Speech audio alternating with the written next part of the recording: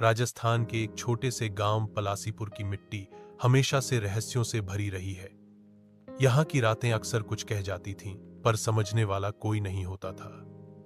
उसी गांव के एक टूटे फूटे कच्चे घर में रहती थी 14 साल की रूहानी, अपनी 70 साल की अंधी दादी श्यामा के साथ। माँ बाप की तो उसे कभी शक्ल भी याद नहीं, बस एक पुराना झूला था जिस पर वो कभी हंसते थे। रूहानी दिन भर दूसरों के घरों में काम करके दादी का इलाज करवाने की कोशिश करती, लेकिन किस्मत जैसे उसके कदमों से नाराज थी।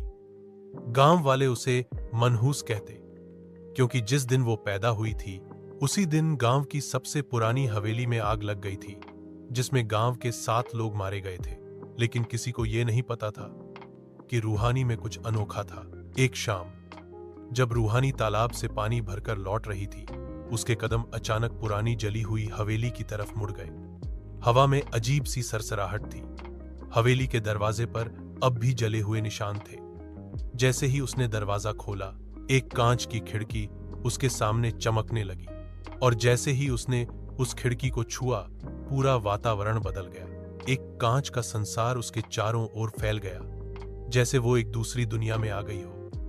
वहां हर चीज कांच की थी, पेड़, पंछी, महल, सब कुछ। तभी एक कांच की राजकुमारी सामने आई, जिसकी आंखों में उदासी थी। तुम कौन हो? रूहानी ने कांपती आवाज में पूछा। मैं कांच की रानी हूं, इस टूटते हुए संसार की संरक्षक, उसने कहा। और तुम रूहानी, तुम ही हो मेरी उत्तराधिकारी। कांच की रानी ने उसे बताया कि यह पूरा संसार एक समय बेहद सुंदर था, पर 100 साल पहले एक जादूगरनी क्राविका ने इसे श्रापित कर दिया।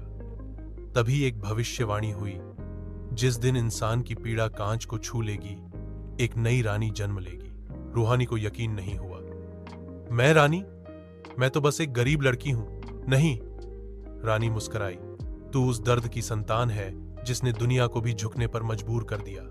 तुझमें वो आग है जो इस कांच को फिर से जी सकता है, लेकिन तब तक बहुत देर हो चुकी थी। क्राविका को भनक लग चुकी थी। अगली सुबह जब रूहानी जागी तो उसे लगा सब सपना था, पर उसकी हथेली पर चमकता एक नीला निशान कुछ और ही कह रहा था। वो भागी हुई अपनी दादी के पास गई। दादी, आप मुझसे कुछ छुपा रही हैं ना? मैं कौन हूं? दादी ने कांपते हाथों से रूहानी को छुआ और बोली, बिटिया, तू कोई आम बच्ची नहीं। तेरी मां, वो खुद कांच की रानी थी। वो जब इस गांव में आई थी तो इंसानों में रह रही थी ताकि क्राविका से बच सके,